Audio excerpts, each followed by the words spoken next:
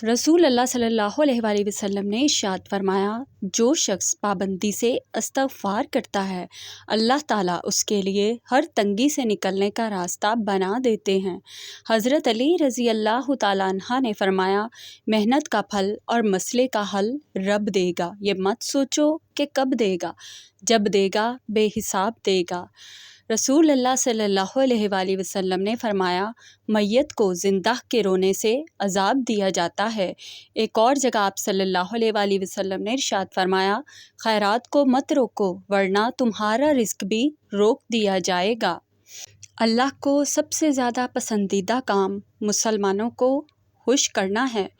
मुसलमानों, अगर तुम में से कोई चाहता है कि वो अल्लाह की बातें करे तो उसको लाजिम है कि वो कुरान पढ़े। जिस घर में मियाँ बीवी एक ही बिस्तर पर सोते हैं, उस घर में बहुत जल्द रहमत के फरिश्ते उतरते हैं।